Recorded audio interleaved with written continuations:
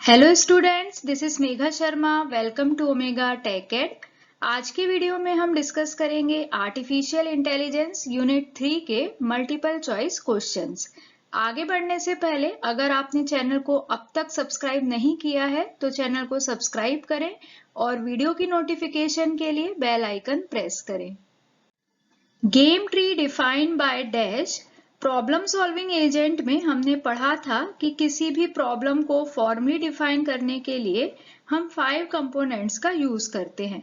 तो जिस तरीके से हम प्रॉब्लम को डिफाइन करते हैं उसी तरीके से हमें गेम ट्री को भी डिफाइन करना होगा, क्योंकि गेम ट्री जो है वो भी एक तरह से सर्च प्रॉब्लम ही है। तो गेम ट्री को डिफाइन करने के लिए हम जिन एलिमेंट्स का यूज करते हैं वो हैं initial state, player, action, result, terminal test and utility. तो इन सब एलिमेंट्स की हेल्प से हम गेम ट्री को डिफाइन करते हैं।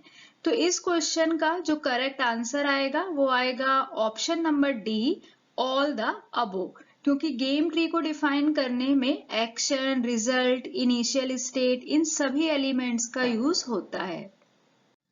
ए utility function is also called dash.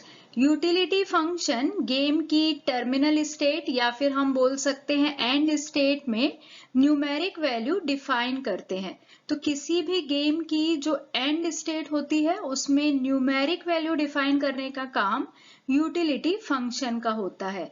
Utility function को हम ऑब्जेक्टिव और पे ऑफ फंक्शन भी बोलते हैं। तो इस क्वेश्चन का करेक्ट आंसर आएगा ऑप्शन नंबर सी, ऑब्जेक्टिव और पे of function. A function defines the final numeric value for game that ends in terminal states for a player P is called utility function। तो करेक्ट आंसर आएगा option number ए, utility function.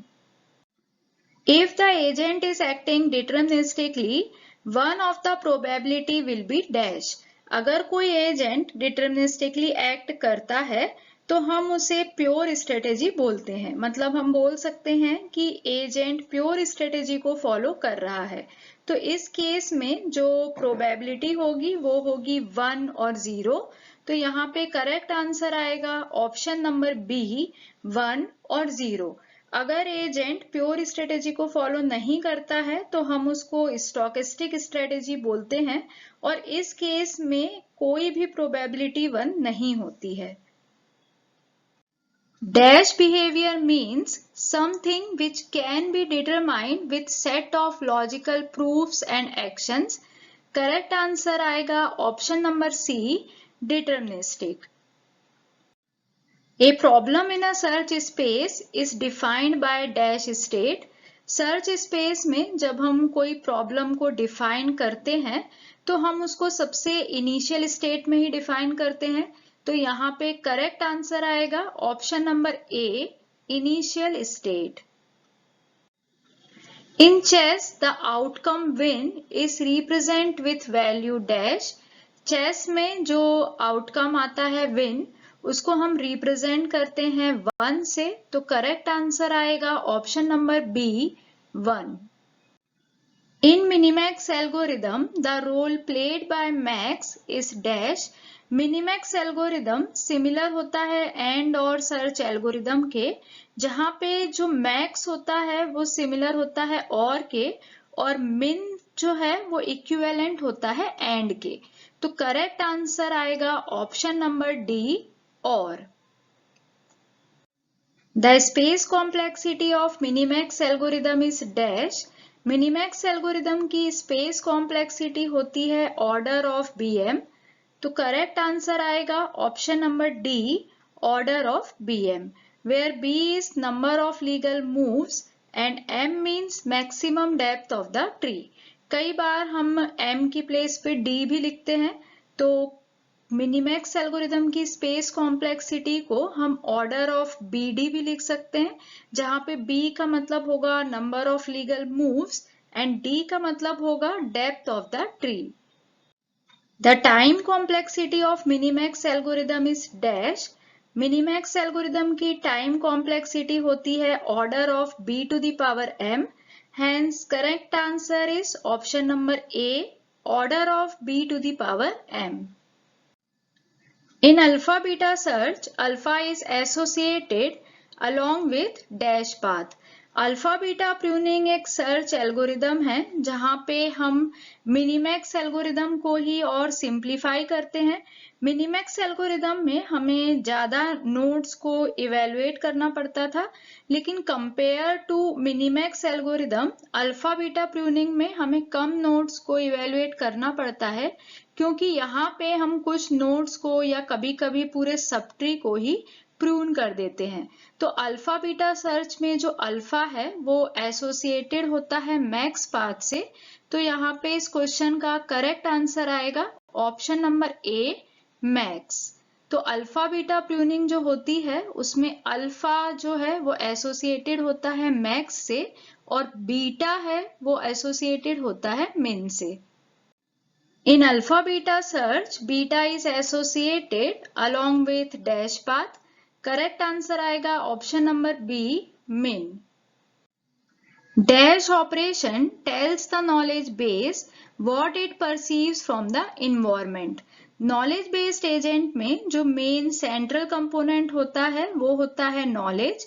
तो जब भी हम कोई knowledge based system की बात करते हैं तो उसमें दो ऑपरेशन जो हैं वो सबसे मेन होते हैं, उन्हीं को हम बोलते हैं टेल एंड आस्क। क्योंकि कोई भी जो नॉलेज बेस सिस्टम होता है, कोई भी जो नॉलेज बेस होता है, उसमें हमें दो तरह के ऑपरेशन परफॉर्म करने होते हैं। फर्स्ट तो ये होता है कि हम उसमें कोई न्यू इंफॉर्मेशन, कोई न्यू सेंटेंस ऐड कर सकें, और दूसरा ऑपरेशन ये होता है कि जो इंफॉर्मेशन उसमें ऑलरेडी स्टोर है उसे हम यूज कर पाएं। तो दो तरह के ऑपरेशन हम परफॉर्म करते हैं। यहाँ पे जो क्वेश्चन पूछा गया है वो है dash operation tells the knowledge base what it perceives from the environment. तो करेक्ट आंसर आएगा option number A, tell. Dash operation ask the knowledge base what action it should perform. Knowledge base में दो तरह के action perform होते हैं, tell and ask. तो tell जो ऑपरेशन है उसमें हम नॉलेज बेस को बताते हैं, मतलब जो इंफॉर्मेशन है वो हम देते हैं नॉलेज बेस को, और आस्क जो ऑपरेशन है उसमें हम नॉलेज बेस से क्वेश्चन पूछते हैं, मतलब हम क्वेरी करते हैं। तो इस क्वेश्चन का करेक्ट आंसर आएगा option number B, ask. The wumpus world agent has dash sensors. Sensors का यूज एजेंट इन्वायरमेंट से इंफॉर्मेशन परसीव करने के लिए करते हैं। जिस तरीके से एक्चुएटर्स का यूज एक्ट करने के लिए होता है, उसी तरीके से सेंसर्स का यूज इन्वायरमेंट से इंफॉर्मेशन सेंस करने के लिए होता है। या हम बोल सकते हैं कि इन्वायरमेंट में जो भी इंफॉर्मेशन है उसको परसीव करने के लिए जो एजेंट होते हैं वो सेंसर्स का यूज करते हैं। तो वंपर्स वर्ल्ड एजेंट के पास 5 सेंसर्स थे। तो यहाँ पे करेक्ट आंसर आएगा option number C, 5। Wumpus world agent environment से 5 थिंग्स सेंस कर सकता था, जैसे कि stench, breeze, glitter, bump and scream. Which is used to compute the truth of any sentence। जब भी हम नॉलेज बेस की बात करते हैं तो नॉलेज बेस में सेंटेंसेस होते हैं। जो भी सेंटेंस हम नॉलेज बेस में लिखते हैं उसका एक प्रॉपर सिंटैक्स होता है, उसका एक मीनिंग होता है। हम मीनिंगलेस सेंटेंसेस यूज नहीं कर सकते हैं, क्योंकि अगर सेंटेंस का कुछ मीनिंग ही नहीं निकलेगा तो हम नॉलेज बेस से कुछ भी इंफॉर्मेशन एक्सेस नहीं कर पाएंगे। तो हर एक सेंटेंस का लिखने का एक प्रॉपर सिंटैक्स होता है, और जो सेंटेंस की मीनिंग होती है उसे ही हम सिमेंटिक्स बोलते हैं। तो सेंटेंस की जो मीनिंग होती है उसे हम सिमेंटिक्स बोलते हैं, और उसके लिखने का जो तरीका होता है, जो वेल फॉर्म्ड सेंटेंस होता है, उसे हम सिंटैक्स बोलते हैं।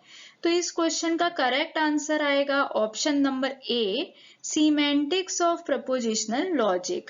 The semantic defines the truth of each sentence with respect to each possible word. Dash is created by using single prepositional symbol.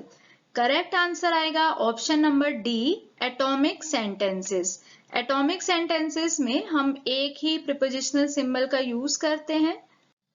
Dash is used to construct the complex sentences. Complex sentences का मतलब होता है combination of to और more simpler sentences. इसका मतलब ये है कि जब हम दो या दो से ज्यादा एटॉमिक सेंटेंसेस को कंबाइन करके कोई सेंटेंस बनाते हैं तो उसे हम कॉम्प्लेक्स सेंटेंस बोलते हैं। कॉम्प्लेक्स सेंटेंस को बनाने के लिए हमें कुछ कनेक्टिव्स का यूज करना पड़ता है, क्योंकि जब हम दो या दो से ज्यादा सेंटेंसेस को ऐड कर रहे हैं, कंबाइन कर रहे हैं, तो उनको कंबाइन करने के लिए हमें कनेक्टिव्स की हेल्प लेनी होगी। तो जिन कनेक्टिव्स का हम यूज करते हैं उन्हें हम लॉजिकल कनेक्टिव्स बोलते हैं। तो यहाँ पे करेक्ट आंसर आएगा ऑप्शन नंबर ए, लॉजिकल कनेक्टिव्स। टोटल 5 कनेक्टिव्स हम यूज करते हैं कॉम्प्लेक्स सेंटेंसेस को बनाने के लिए। नॉट, एंड, और, implies and if and only if. We have two sentences P and Q in any model M. Identify the wrong rule from the options given below. तो यहाँ पे हम ट्रूथ टेबल देखेंगे। P, Q, negation of P, P और Q, P implies Q। जो first option हमारे पास है वो है P implies Q is true unless P is true and Q is false in M। तो ये जो स्टेटमेंट हमें दिया हुआ है ये करेक्ट है, क्योंकि हम ट्रूथ टेबल में देख सकते हैं कि P implies Q हर केस में ट्रू होता है जब तक कि P ट्रू और Q फॉल्स ना हो। P अगर ट्रू है और Q फॉल्स है तभी P implies Q फॉल्स होता है। तो जो फर्स्ट ऑप्शन है ऑप्शन नंबर ए वो करेक्ट है और हमको यहाँ पे रॉन्ग रूल आइडेंटिफाई करना है। तो फर्स्ट रूल यहाँ पे करेक्ट है। सेकेंड जो रूल दिया है ऑप्शन नंबर बी में वो है P और Q is true if and only if either P और Q is true in M। इसका मतलब ये है कि P और Q ट्रू रहेगा अगर P और Q दोनों में से कोई एक ट्रू है।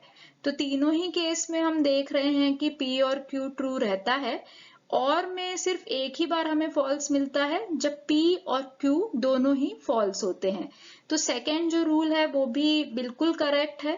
थर्ड जो रूल है वो है P और Q is true if and only if both P and Q is true in M। ये वाला रूल रॉन्ग है, क्योंकि दोनों का ट्रू होना कंपलसरी नहीं है। मतलब ये कंपलसरी नहीं है कि P और Q को ट्रू होने के लिए P भी ट्रू होना चाहिए और Q भी ट्रू होना चाहिए।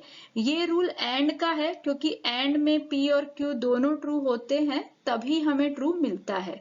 तो सी वाला जो ऑप्शन है वो रॉन्ग है, तो आगे डी हमें चेक करने की जरूरत नहीं है। डी वाला जो ऑप्शन है, डी वाला जो रूल है वो भी एकदम करेक्ट है। negation of P is true if and only if P is false in M। तो negation of P जो होता है वो P का उल्टा होता है। तो P अगर ट्रू है तो negation of P false होगा, और negation of P तभी ट्रू होगा जबकि P false हो। तो रूल नंबर 4 भी करेक्ट है। तो इस क्वेश्चन में हमें रॉन्ग रूल आइडेंटिफाई करना था। तो करेक्ट आंसर आएगा ऑप्शन नंबर सी, P और Q is true if and only if both P and Q is true in M।